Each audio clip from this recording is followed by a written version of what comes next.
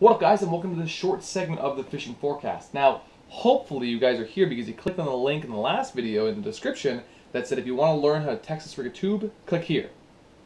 If you didn't, you should probably watch the last video. It's a good video. Anyways, so to Texas rig a tube, especially using pencil lead, what I do, it's a little bit different. I use pencil lead.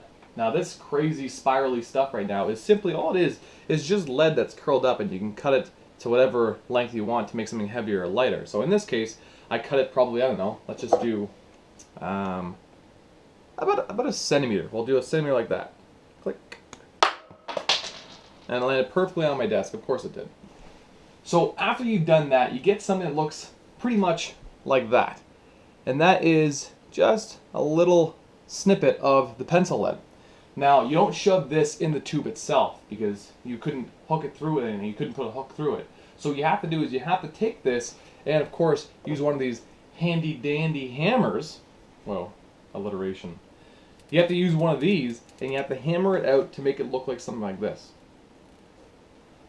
Without the hole.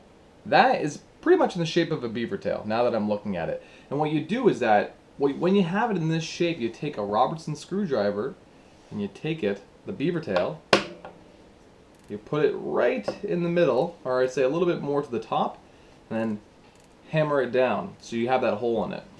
Alright, so we have our tube, we have that beaver tail pencil lead weight.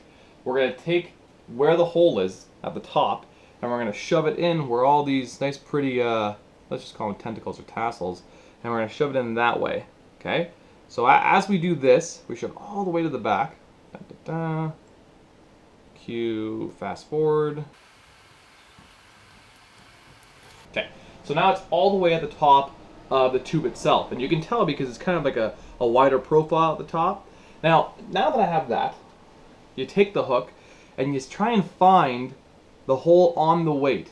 Okay, so you can't just throw it in there and then hook it through like that. You gotta put the hook right through like that, and then you feel around with the point of the hook, so you just found it, and I go right through, directly through the other side like that. It's super easy. So once I have that, now I pull the rest of the hook through.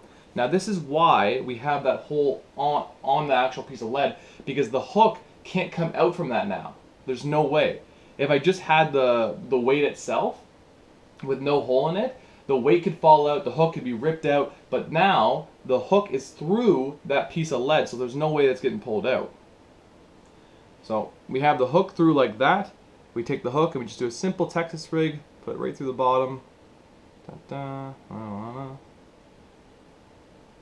then boom, we got a Texas rig too. It's that easy. I swear to you, it's not harder than I made it seem. It's super duper easy. You have to try it out because, one, it makes the top of the tube a lot, the profile's a lot wider, so you can skip it way easier than you could with a normal tube. So if you have to get under something, I'm betting you that you can absolutely do it very easily. Two, because it's a wider profile at the top, you can actually swim it back and it won't just pull along like this. It'll actually make a movement like that, which entices fish to bite 9 out of 10 times more than it would if you're just pulling it straight back. Anyways, guys, like I said, it's super easy to actually do this, and I really hope that you try it out.